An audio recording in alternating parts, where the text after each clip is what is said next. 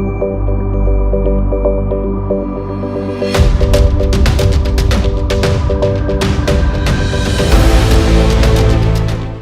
आपने देखना शुरू कर दिया है द एंगल और मैं हूं आपके साथ छवि अवस्थी। चलिए सबसे पहले नजर डालते हैं आज की हेडलाइंस पर।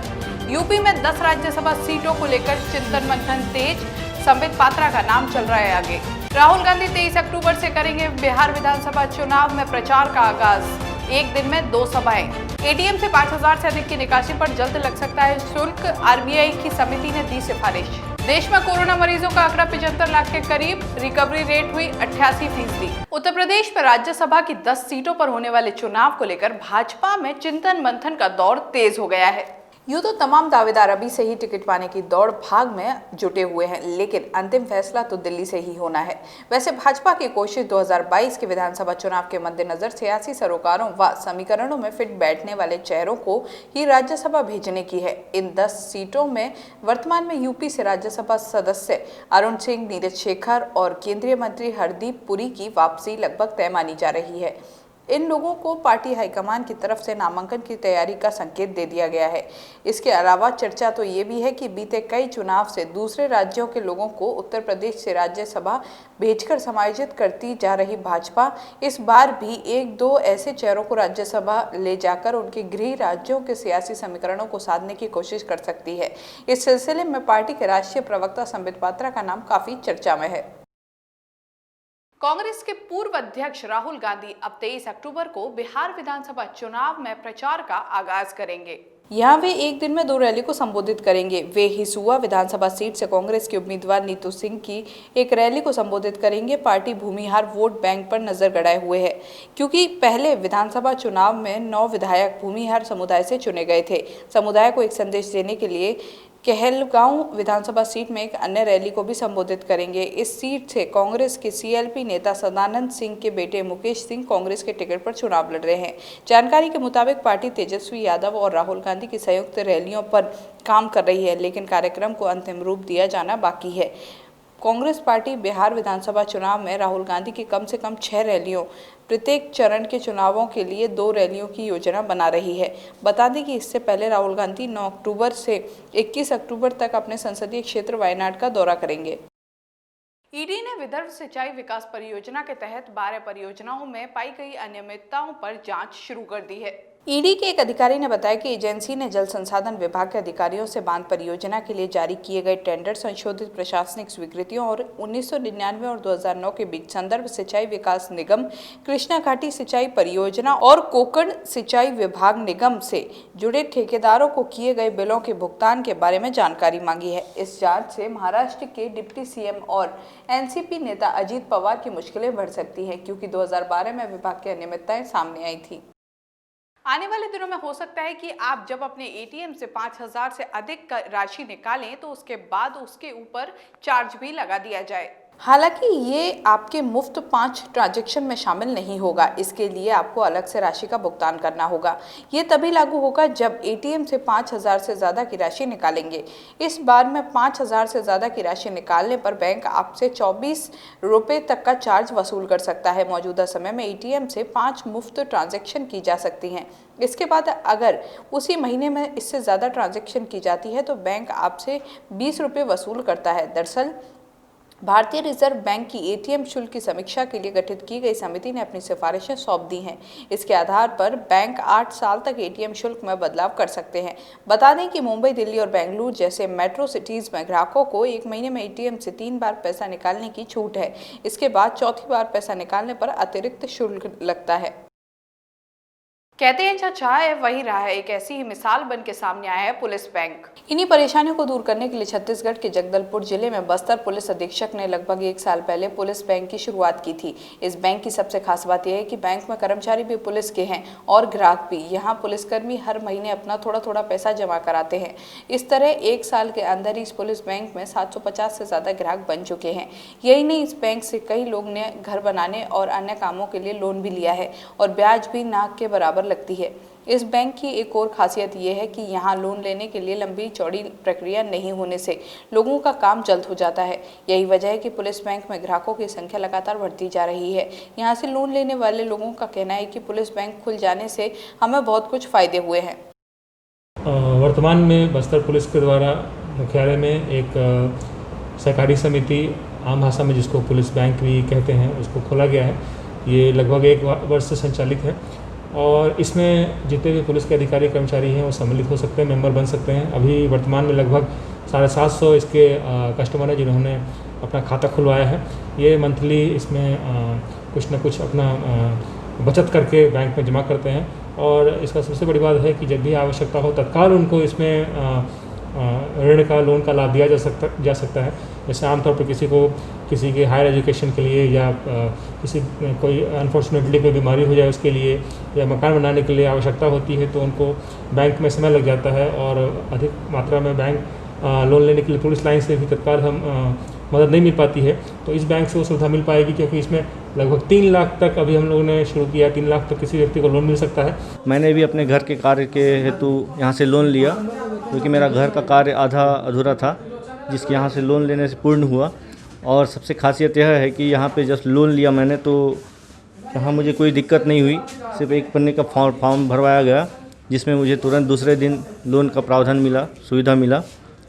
और मैं चाहूँगा कि हमारे ज़िले के समस्त कर्मचारी इसका लाभ लें, जुड़ें इसमें। जब से पुलिस बैंक खुली है तब से यहाँ बहुत फ़ायदा है बैंक से। हम लोग दीगर बैंकों में जाते थे लोन लेने, तो यहाँ हमको लोन दिया जाता है और दीगर बैंकों में हमें 8 दिन 15 दिन घूमना पड़ता है। यहाँ 2 दिन में लोन मिल जाती है और इसमें बहुत सी फ़ायदा है। फ़ायदा ये है कि दीगर बैंकों में ब्याज की दरें अधिक ली जाती है लोन लेने से और यहाँ कम है। और यहाँ जुड़े हुए लगभग पुलिस कर्मचारी, बैंक में जुड़े हुए लगभग 700 अधिकारी कर्मचारी हैं और इसमें करीब बहुत अधिकारी कर्मचारी लोन लिए हुए हैं। अगली खबर भी छत्तीसगढ़ से है। दरअसल यहाँ के नक्सल प्रभावित क्षेत्र के युवक युवतियों ने पुलिस अधिकारियों से मिलकर बात की। इन्होंने जगदलपुर पहुंचकर बस्तर आईजी सुंदर पी, पुलिस अधीक्षक दीपक झा, पुलिस अधीक्षक से मुलाकात की। इस दौरान युवक युवतियों ने भारी माओवादी नेताओं के इशारे पर दक्षिण बस्तर क्षेत्र में आदिवासियों को नक्सलियों द्वारा प्रताड़ित करना, जनसुविधा के लिए बनाए गए सड़क, पुल, पुलिया को क्षतिग्रस्त करना और माओवादियों के अन्य विकास विरोधी और जन विरोधी कार्यों की निंदा की।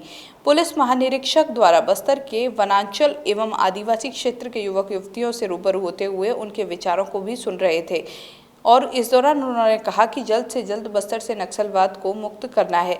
बस्तर आईजी सुंदर राज पी ने बताया कि बस्तर की पहचान नक्सलियों से नहीं होनी चाहिए, बस्तर की पहचान यहाँ की सुंदर वादियों से होनी चाहिए। ये वहाँ नक्सल क्षेत्रों से आए युवक युवतियों ने बताया कि नक्सली उन्हें पढ़ने नहीं देते हैं।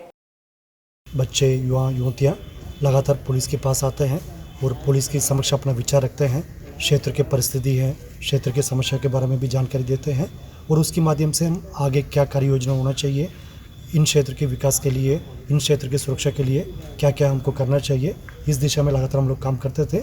आज इस कार्यक्रम के तहत हमारे बीच बस्तर क्षेत्र की युवा पीढ़ी है, खासतौर पर जो अंदरूनी इलाका का बालक बालिका है और युवा वर्ग है, आकर हम लोग के समक्ष अपना बात रखा है। काफ़ी महत्वपूर्ण विषय पर उन्होंने विचार विमर्श किया है। इन लोगों का मंशा ये है, बहुत जल्दी बस्तर क्षेत्र का पहचान है जो नक्सलवाद से नहीं होना चाहिए। दूसरा जो कारण से, जैसे इधर के जो समृद्धि है, इधर के जो नेचुरल रिसोर्सेस है, इधर की जो इतना जो सौंदर्यता है, इन सब नाम से बस्तर का पहचान होना चाहिए। इसी विचार को लेकर बच्चे लोग आए थे। यहाँ आके बहुत अच्छा लगा और सर लोगों के साथ बात करके बहुत अच्छा लगा। ये हम लोग को बहुत ही प्रोत्साह किए, उनकी बात सुन के बहुत अच्छा लगा। पुलिस वाले तो अपने बंदूकों से लड़ते हैं, हम अपने जुबान और बुद्धि विचार से लड़ सकते हैं।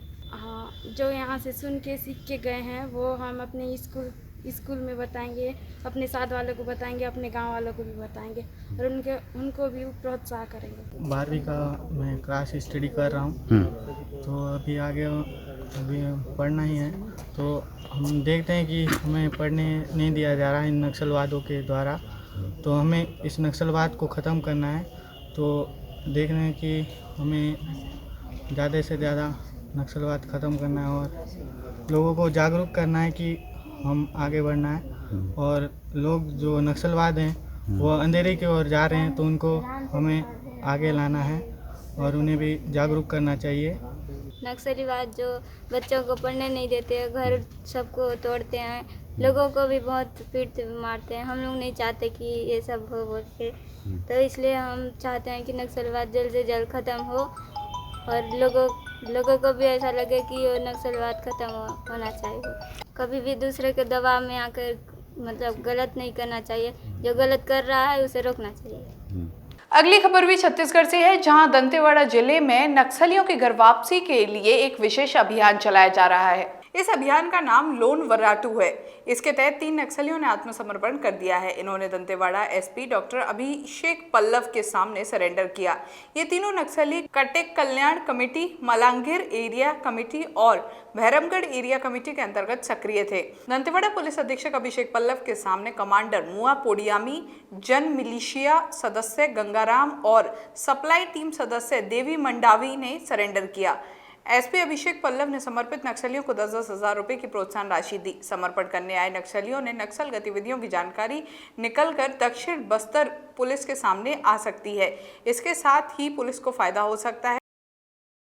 देश में कोरोना संक्रमण के बीच एक राहत की खबर यह है कि देश में कोरोना संक्रमित मरीजों में रिकवरी की रेट अब 88% हो गई है। हालांकि देश में कोरोना संक्रमण के कुल मामले 75 लाख के करीब पहुंच गए हैं। केंद्रीय स्वास्थ्य मंत्रालय के अनुसार अब तक 65 लाख से अधिक मरीज कोरोना को मात देकर ठीक हो चुके हैं। बता दें कि स्वास्थ्य मंत्रालय की ओर से जारी कोरोना मामलों की ताज़ा सूची के मुताबिक 61,871 नए मामले दर्ज किए गए हैं। वहीं राजस्थान की बात करें तो स्वास्थ्य विभाग की ताज़ा रिपोर्ट के मुताबिक 1,992 नए मामले सामने आए हैं। इस तरह कोरोना संक्रमितों का कुल आंकड़ा 1,71,281 हो चुका है। हालांकि इसमें से 1,48,291 लोग रिकवर हो चुके हैं। प्रदेश में कोरोना से जान गंवाने वालों की कुल संख्या 1,735 हो चुकी है।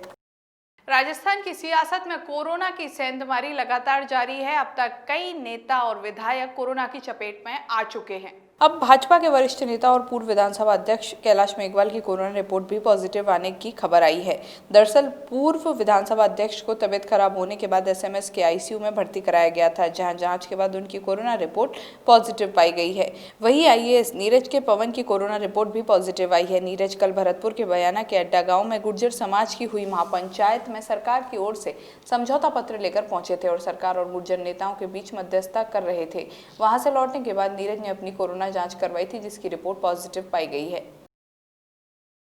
चलिए एक नजर अब खेल जगत पर डालते हैं तो आईपीएल में आज 2 रोचक मुकाबले देखने को मिलेंगे। एक मुकाबला कोलकाता नाइट राइडर्स और सनराइज हैदराबाद के बीच होगा तो दूसरा मुकाबला मुंबई इंडियंस और किंग्स 11 पंजाब के बीच होगा। बता दें कि केकेआर के कप्तान दिनेश कार्तिक के इस्तीफा देने के बाद इंग्लैंड के इयोन मोर्गन को टीम का नया कप्तान बनाया गया है, लेकिन टीम को मुंबई इंडियंस के हाथों 8 विकेट से हार मिली। इसलिए अब कोलकाता अगले मैच में हैदराबाद को हराने की पूरी कोशिश करेंगे। इस मैच में सभी की नजरें मोर्गन की कप्तानी पर रहेंगी। वहीं मुंबई इंडियंस लगातार 5 मैचों में जीत से बेहद मजबूत नजर आ रहा है, लेकिन आईपीएल में रविवार को होने वाले मैच में किंग्स 11 पंजाब के खिलाफ उसे आत्ममुग्धता से बचना होगा, क्योंकि क्रिस गिल की वापसी के बाद इस प्रतिद्वंदी में नया उत्साह जगा है। मुंबई एक जीत से प्लेऑफ के बेहद करीब पहुंच चुका है। इस बुलेटिन में बस इतना ही। अगर आपको हमारा वीडियो पसंद आया तो हमारे चैनल को सब्सक्राइब करना ना भूलें। नमस्कार।